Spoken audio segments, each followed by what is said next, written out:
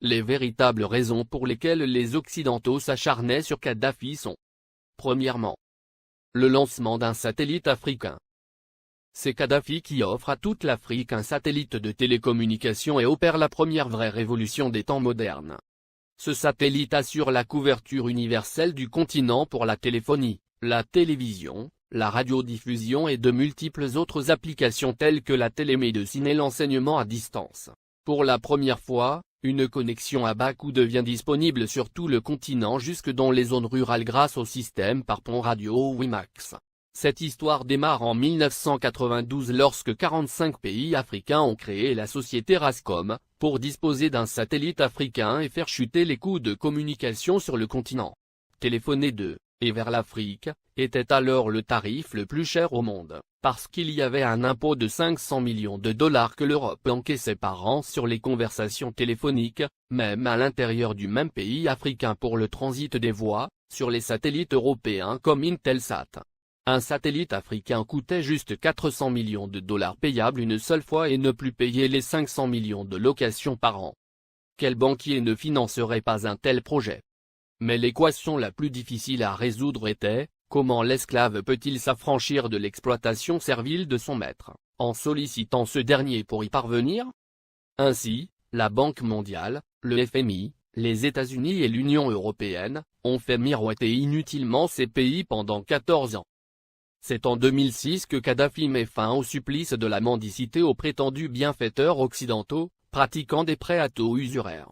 Le guide libyen a ainsi mis sur la table 300 millions de dollars, la Banque africaine de développement a mis 50 millions, la Banque ouest-africaine de développement 27 millions, et c'est ainsi que l'Afrique a depuis le 26 décembre 2007 le tout premier satellite de communication de son histoire. Dans la foulée, la Chine et la Russie s'y sont mises, cette fois en cédant leur technologie et ont permis le lancement de nouveaux satellites, sud-africains, nigérians, angolais, algériens et même un deuxième satellite africain est lancé en juillet 2010. Et on attend pour 2020, le tout premier satellite technologiquement 100% africain est construit sur le sol africain, notamment en Algérie. Ce satellite est prévu pour concurrencer les meilleurs du monde mais à un coût 10 fois inférieur. Un vrai défi.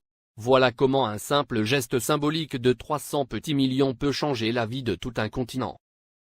La Libye de Kadhafi a fait perdre à l'Occident pas seulement 500 millions de dollars par an, mais les milliards de dettes et d'intérêts que cette même dette permettait de générer à l'infini et de façon exponentielle, contribuant ainsi à entretenir le système occulte pour dépouiller l'Afrique.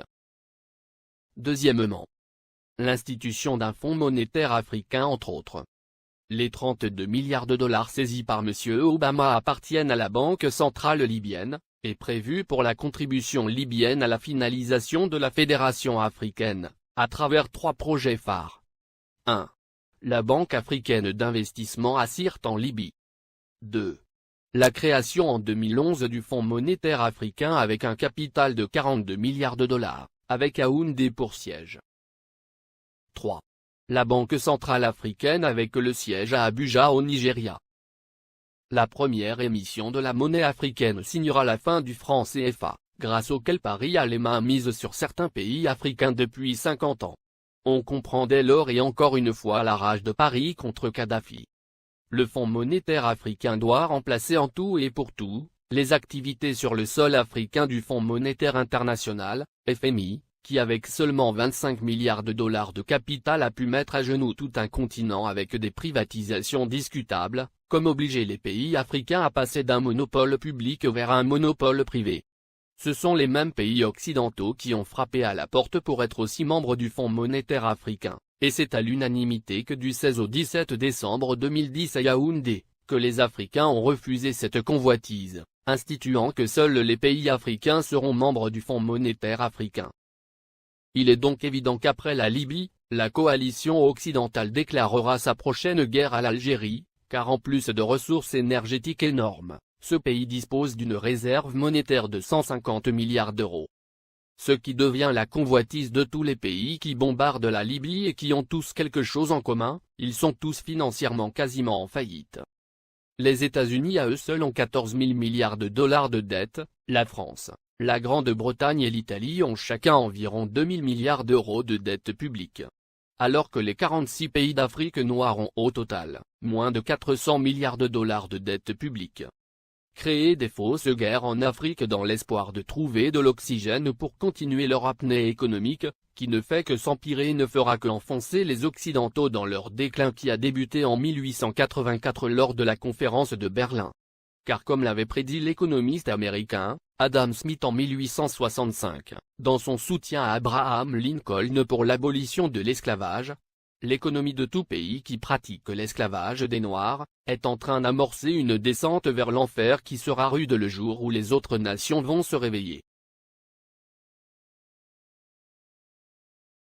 Pour empêcher Mouammar Kadhafi de concrétiser le rêve de millions d'Africains dès 2014, il fallait donc l'éliminer avant, ou perdre le contrôle total de l'Afrique.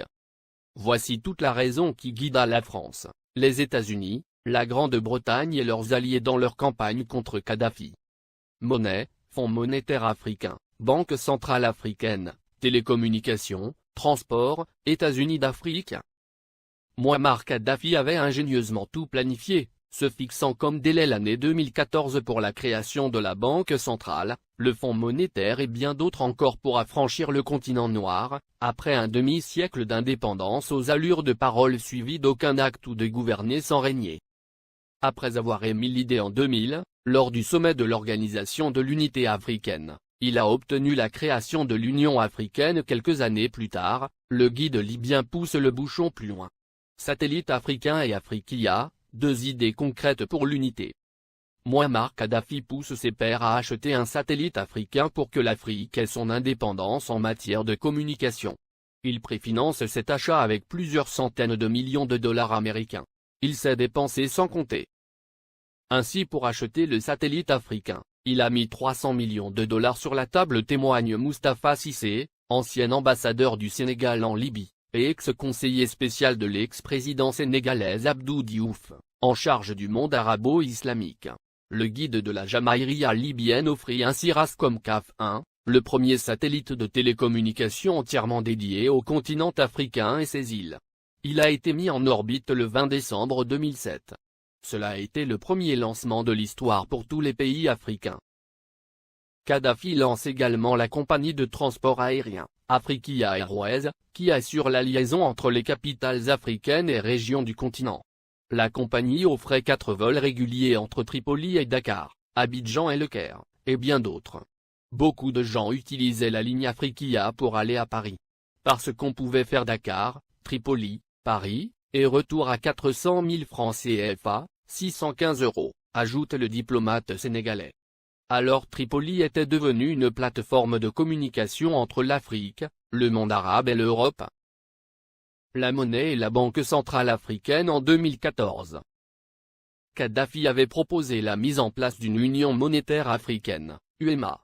Il avait dégagé 30 milliards de dollars pour la création de l'UEMA qui devrait avoir Yaoundé au Cameroun pour siège. Il avait également prévu la création d'une Banque centrale africaine, BCA, qui devrait installer son quartier général à Abuja, la capitale fédérale du Nigeria.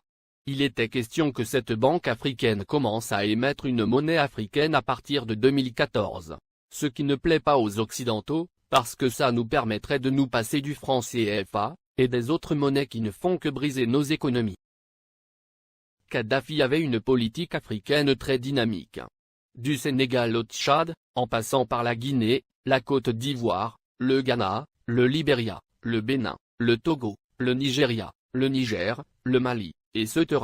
Le guide libyen a investi des milliards de dollars dans les secteurs agricoles, hydrocarbures, hôtellerie et tourisme, et dans l'équipement. Au Mali, le plus petit investissement libyen est chiffré à 50 milliards francs CFA dans l'industrie hôtelière.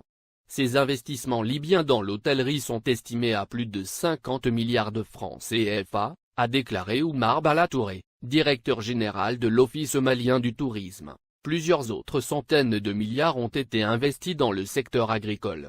Pour les Maliens, Kadhafi est un homme qui s'est engagé pour la cause africaine. Le Conseil national de transition, CNT, est considéré au Mali comme un organe rebelle soutenu par la communauté internationale.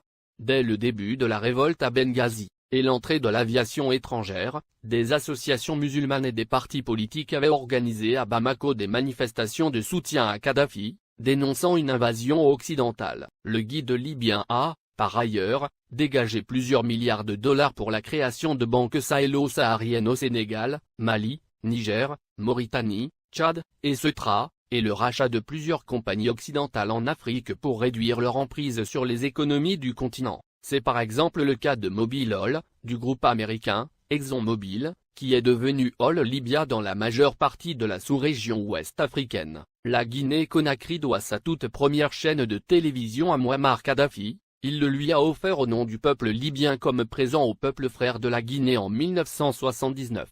Il a également équipé l'armée guinéenne, de l'armement lourd aux uniformes des soldats pendant plusieurs décennies. Sans compter un appui financier gigantesque. La vie des Libyens de l'ère Kadhafi. 1. La Libye était le dernier pays sur la liste des pays endettés, la dette était à 3,3% du PIB, en France, elle était à 85%, aux USA à 88,9%, au Japon à 225,8%. 2. L'électricité à usage domestique était gratuite. 3. L'eau à usage domestique était gratuite. 4. Le prix d'un litre d'essence était de 0,08 €. 5. Les banques libyennes accordaient des prêts sans intérêt. 6. Les citoyens n'avaient pas d'impôts à payer, et la TVA n'existait pas. 7. Chaque famille libyenne, sur présentation du livret de famille, recevait une aide de 300 € par mois. 8. Pour chaque étudiant voulant faire ses études à l'étranger, le gouvernement de Kadhafi attribuait une bourse de 1627 € par mois. L'ONU, la France et les USA ont bombardé la Libye pour défendre leurs intérêts, objectif principal, détruire la création des États-Unis d'Afrique.